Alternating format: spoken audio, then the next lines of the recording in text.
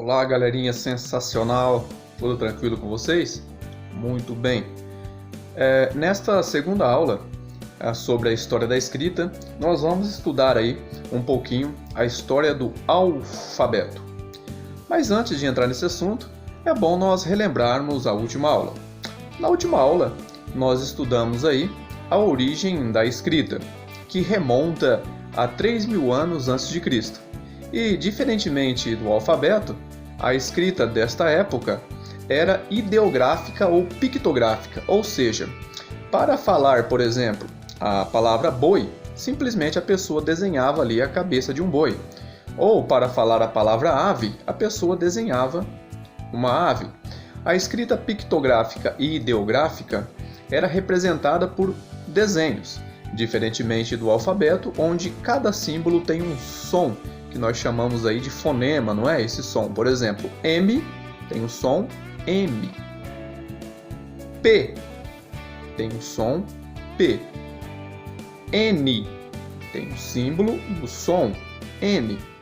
E assim por diante.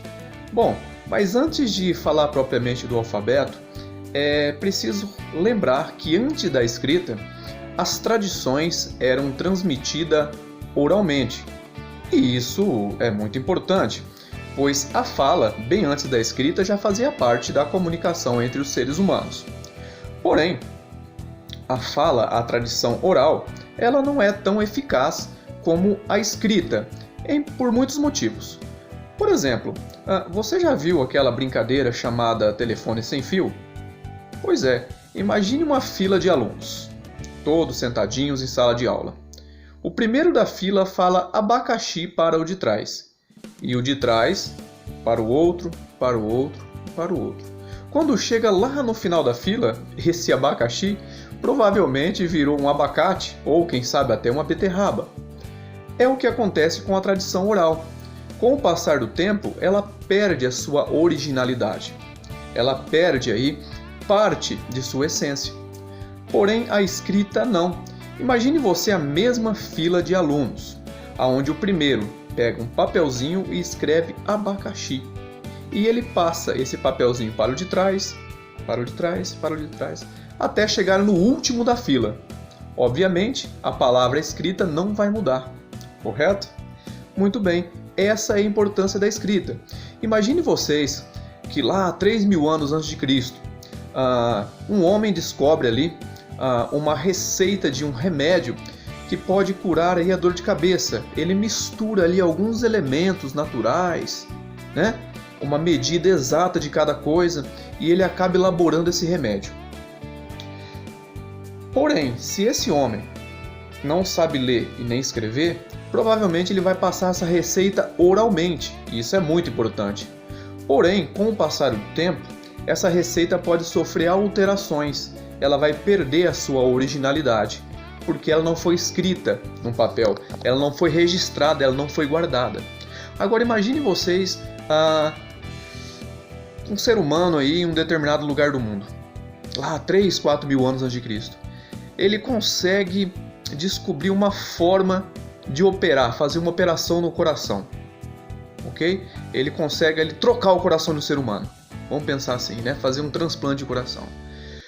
Se ele não escrever, não anotar, provavelmente muitas pessoas vão aprender com ele ali. Porém, com o passar do tempo, esse conhecimento vai desaparecer, vai sumir, ok? Porque só vai alcançar as pessoas ali em volta dele. Agora imagina que ele escreva, né, os métodos que ele tomou ali, o que ele fez para fazer esse transplante. Ele deixa tudo anotado. É óbvio que vai passar o tempo, né? Essa pessoa que descobriu, ela vai morrer, porém a fórmula dela, a receita dela, vamos dizer assim, de operar um coração vai ficar guardada, vai ficar armazenada, vai ficar escrita e vai ser transmitida aí, né, por várias e várias e várias gerações, do jeito que ele aprendeu, ok? Então a importância da escrita, principalmente, seria de armazenar conhecimentos, ok? Bom, é claro que seria impossível hoje imaginar um mundo sem escrita, né? A pessoa fazendo lá a sua faculdade, não é? Até mesmo quando você sai para ir ao supermercado, a escrita ela faz parte do nosso cotidiano, ela faz parte do nosso dia a dia, né?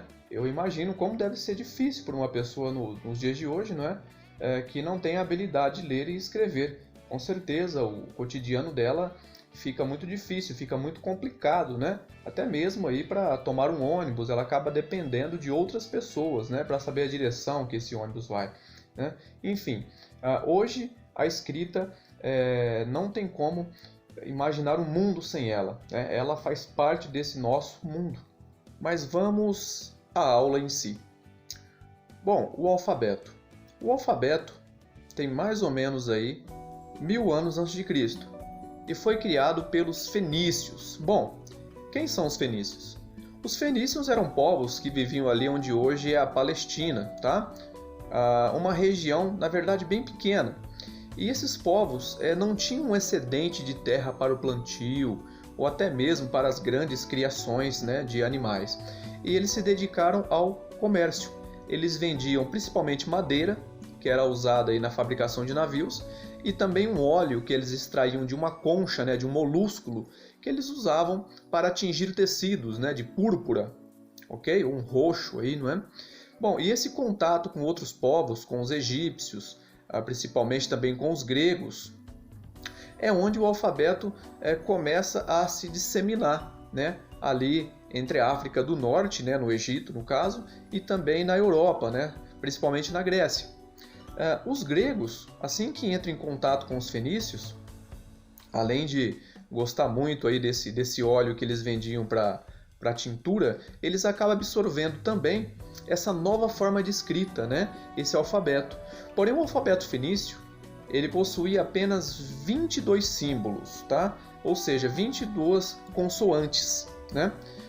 Os gregos eles vão adaptar esse alfabeto, eles vão acrescentar aí as vogais A, E, I, O, U, que não existia, né, até então aí no alfabeto, ok? Inclusive até o nome grego, na época, alfa, beta, são as duas primeiras letras do alfabeto, né?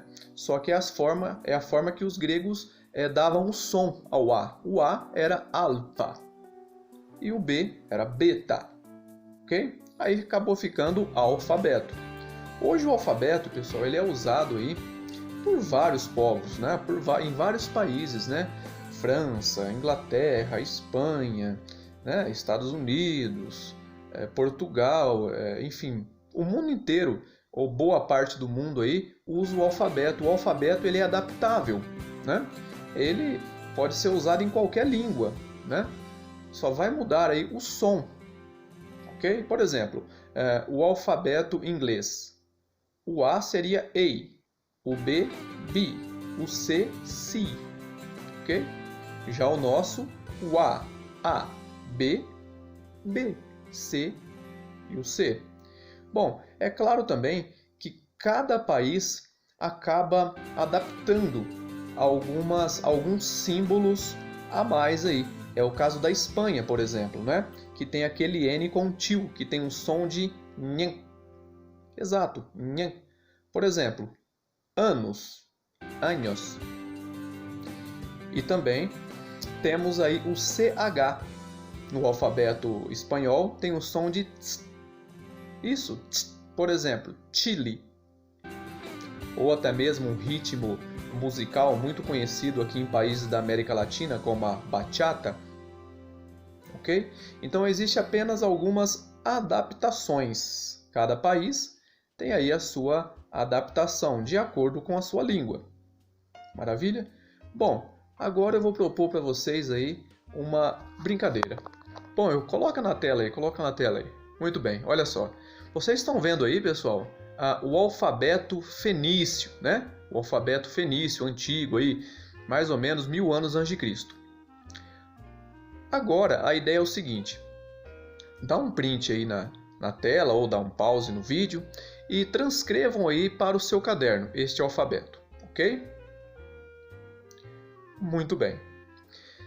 Depois de fazer isso, que tal a gente formular uma frase usando o alfabeto fenício? Isso mesmo, uma frase. Eu vou fazer a minha. Coloca na tela aí a minha. Muito bem. Olha só. Será que algum de vocês aí consegue traduzir o que está escrito aqui? Vamos lá. Pause o vídeo novamente e tentem traduzir o que está escrito aí. E aí, eu tenho certeza que vocês conseguiram, não é? Vamos lá então para a tradução? Na verdade, não seria bem uma tradução, né, pessoal? Na verdade, vocês vão passar do alfabeto fenício para o nosso alfabeto, né? Muito bem, então vamos lá. Gosto de estudar história. Isso mesmo, eu tenho certeza que vocês conseguiram. Bom, e agora que tal vocês fazerem a mesma coisa? Faça uma frase usando o alfabeto fenício, tire uma foto, passe para o seu amigo e peça para ele transcrever para o nosso alfabeto. Bom, pessoal, então essa foi a nossa aula de hoje sobre a história e também a importância do alfabeto. Espero vocês na próxima aula. Até logo. Tchau, tchau.